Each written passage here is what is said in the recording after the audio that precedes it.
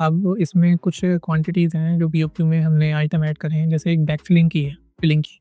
अब जब आपको एक्सकवेशन कर लेते हैं, फिर स्टोन सॉइलिंग कर लेते हैं, फिर पीसीसी कर लेते हैं फुटिंग के नीचे, फिर आरसीसी कर देते हैं फुटिंग की, फिर नेक कॉलम भी आरसीसी कर देते हैं। उसके बाद आपको बैक फिलिंग भी करनी पड़ती है, मतलब जो मिट्टी आपने निकाली है उसे दोबारा उस पिट में डालना पड़ता है या उस जगह में डालना पड़ता है जहाँ से आपने एक्सकवेट की है। तो उस क्वांटिटी कैसे निकालेंगे? आसान ही है।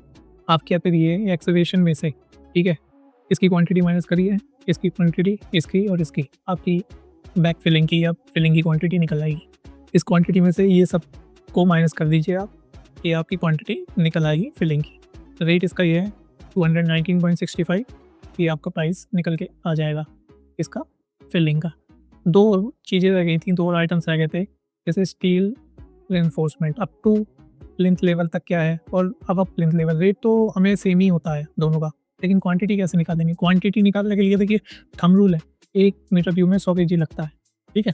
तो हम क्या करेंगे, देखो अब up to plinth level, up to plinth level में हमारा क्या-क्या है, देखो आरसीसी ऑफ फुटिंग है, सिर्फ आरसीसी क्वांटिटी का बोल रहा हूँ, नेक कॉलम है और ये प्लिंथ बीम है। कितना आ गया टोटल? ये देखिए आप 12.34।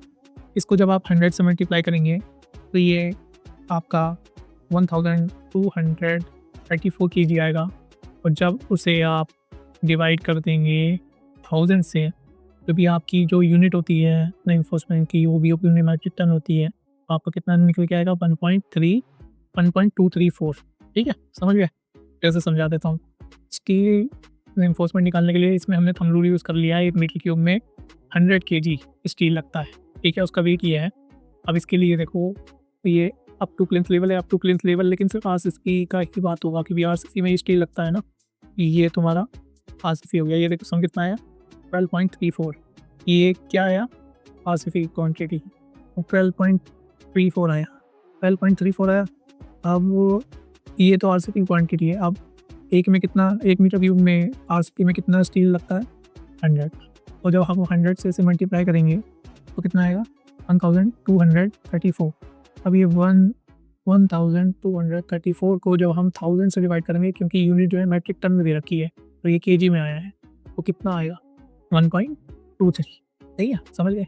अब ऐसे ही अब प्लिंथ लेवल में आरसीसी क्वांटिटी कौन सी आएगी, देखो एक ये कॉलम आएगा, एक रूफ बीम आएगी और ये स्लैब आएगी। इसको देख लो आप कितना आ रहा है, कितना आ रहा है 20.73। कितना आ रहा है 20.73। इसमें भी 1 मीटर क्यूब में कितना केजी स्टील लगेगा 100 केजी। इसको मल्टीप्लाई करेंगे तो कितना आएगा 20.73। जब 20.73 आएगा, इसको हम डिवाइड कर देंगे 27 को डिवाइड कर देंगे 1000 से, क्योंकि यूनिट जो है हमारी कितनी दे रखी है मैट्रिक टन में दे रखी है, इसलिए हमारा 2.07 आ जाएगा। इसको इससे मल्टीप्लाई कर देंगे, ये इसका प्राइस है मैट्रिक टन में। अगर केजी में होता तो 83.50 पैसा होता। ये हमारा वैल्यू स्टील का आ गया। अब टू प्लिंथ लेवल और प्लिंथ लेवल रेट सेम ही रहता, ठीक है, समझ आ गया? ये आपको बताना था। आगे भी कुछ लेके आऊँगा वीडियोज़ जिसमें एक बात मैसनरी वर्क भी इसमें होता है ना सारा, तो उसमें क्या रेट लगेगा वो सारा भी मैं इसमें ऐड ऑन करूँगा।